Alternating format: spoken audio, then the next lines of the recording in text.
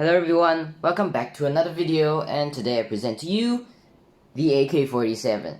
Now some of you might know that I have already built this in the past.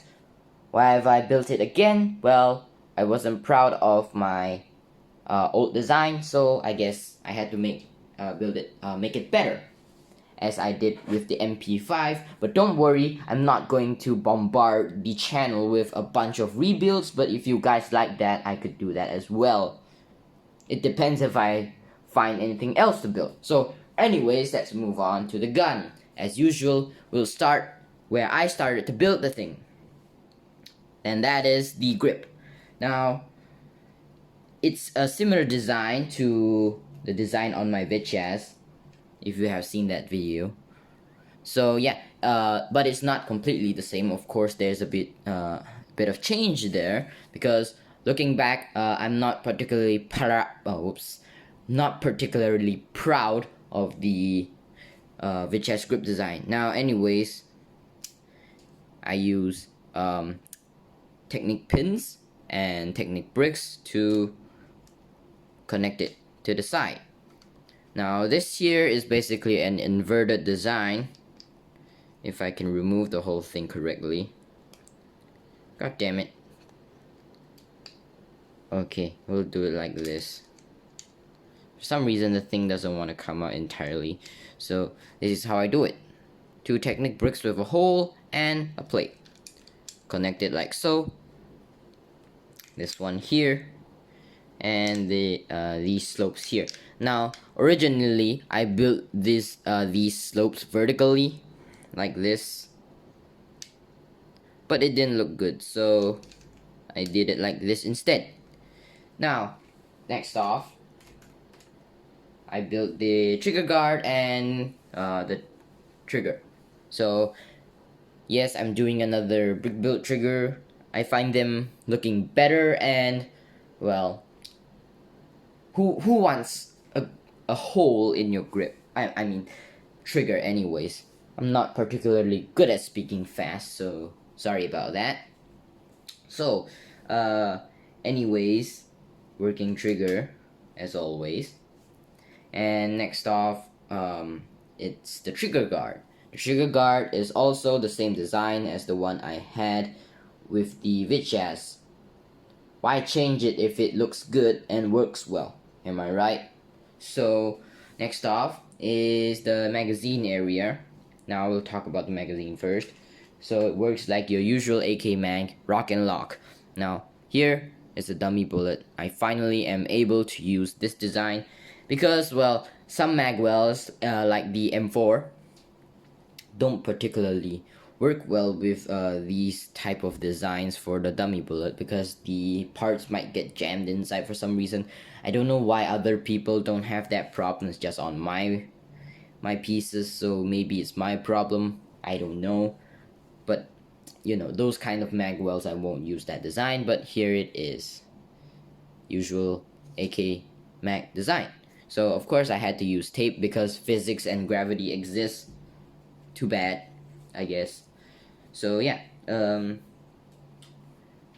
so I actually built the stock last, but it's the most undetailed thing on the whole thing, so might as well talk about it first.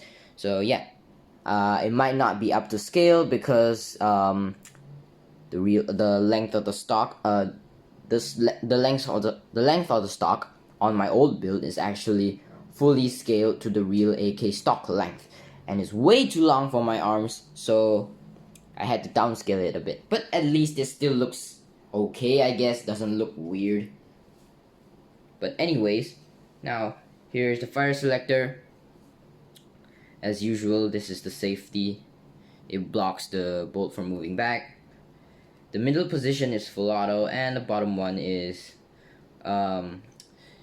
semi-auto. Now, why is semi-auto on the bottom? That's because, well, it's easier to access. You can just push it all the way down, because if it was in the middle, you might actually accidentally push it way too hard and push it to the bottom position and accidentally get full auto instead. So yeah, and it's easier to access while in the heat of the moment when you're in mid-battle, so you won't accidentally use full auto instead.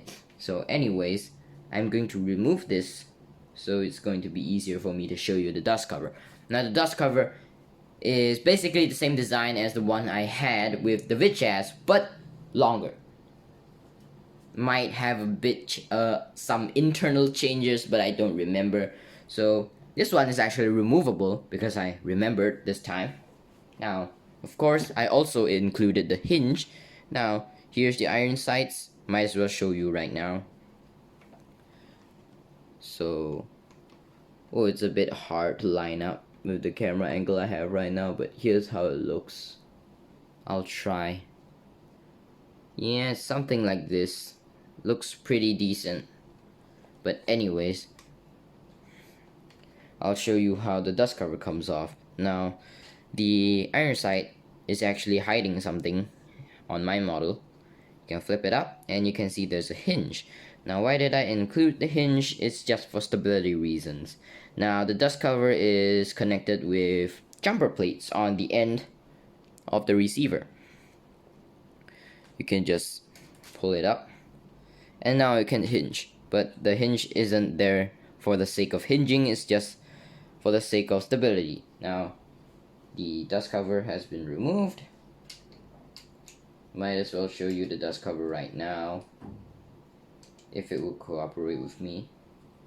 Here's the dust cover, nothing special. It's basically the same thing I had with my VHS. 5 studs white and 3 stud white top. Now, the back, I kind of tried to imitate a takedown button, but I don't know, it's not particularly good looking. So yeah. Now, of course, there's a few inaccuracies inside. Of course, here's the bolt and the charging handle. Now, of course, on the real model, if you take off the dust cover, there's going to be a recoil spring back here. But of course, recoil springs don't really work in Lego guns because there wouldn't be any space for you to, you know, pull the bolt back. So yeah, in here you can see the trigger and the magazine release, sort of, if I push the bolt out of the way. Now the bolt is connected for rubber band inside here. So yeah, now I'm going to reconnect it. How I reconnect it is basically this. Just hinge it back on and try to align it with the jumper plates and push it down. Well, that was easier than normal. Okay, now next thing is the handguard. Now, fun thing about the build is the handguard was not really a fun fact, it's just a fact. The handguard and the receiver actually received many redesigns on my model because of height problems. Now, this section here used to be just 3 bricks tall with 2 plates on top and bottom, but it was too tall. It made the handguard too tall, and this section here, the barrel and the gas tube, would look weird, so I had to scale it down. And of course, it looks way better now. Didn't take any pictures of the old design because it was so ugly I was ashamed of it. Now, anyways, here is the handguard. Now, I'm not sure if it really works like this on the real model, but mine, you can actually disassemble it, like so. Now you can see there's a barrel connecting to here, and you can just take out the handguard and the guard for the gas tube. Now on the real gun, it doesn't work like this. This part here is actually connected to the gas tube, and the gas tube just comes off entirely. But yeah, anyways, here it is without the handguard and the gas tube. And yes, the bottom is connected with jumper plates. Yeah, funny how most of my builds now are using a lot of jumper plates. Well, they look good and they are pretty versatile, so why not? So this is how you connect them back, like so. So here it is. Now multiple of my videos I have explained how the AK works. I've mentioned it, but why not? This is the video for the AK, might as well mention it. The gas tube is right here, and here's the gas block. When you fire a bullet out, there's excess gas that goes up here through here and pushes the bolt back again, and it chambers around, and if you fire it again, the cycle continues until you run out of lift your finger off of the trigger. Now here you can look at the barrel. There's a difference between my old model and the new one.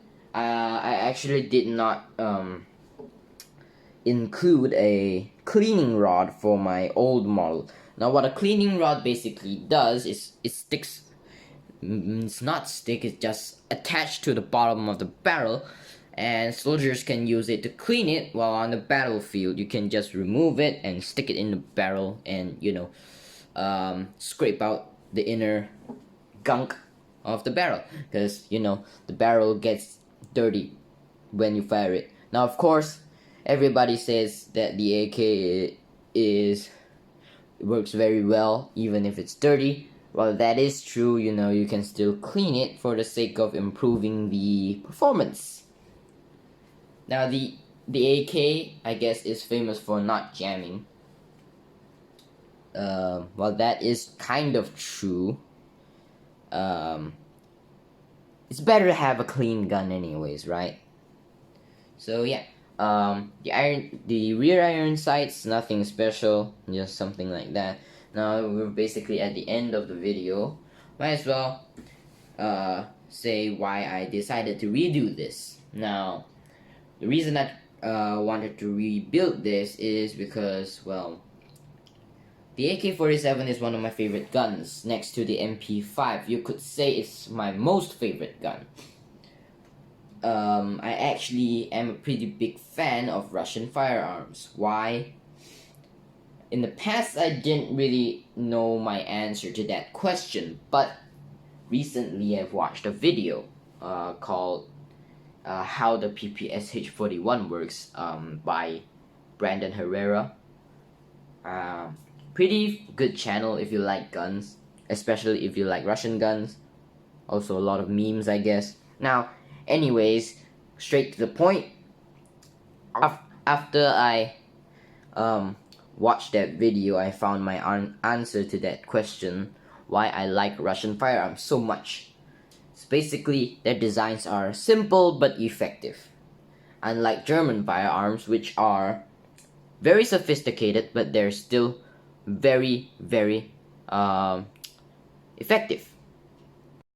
Now, what do I mean by simple and effective? Well, basically, the AK is already pretty, you could say, simple. Now, again, you fire the bullet, excess gas goes through the gas block to the gas tube and back to the bolt that pushes the bolt back, and, you know, cycles another round, and the cycle continues until you run out of bullets or you stop firing. Now, how the PPSH-41 works is pretty cool as well. It's even more simple.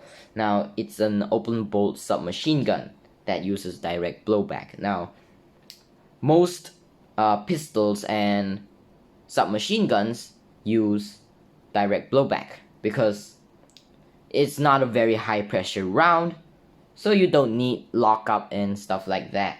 The AK has lockup because it fires a much more higher energy round, so you don't want the gun to blow up, so you need lockup.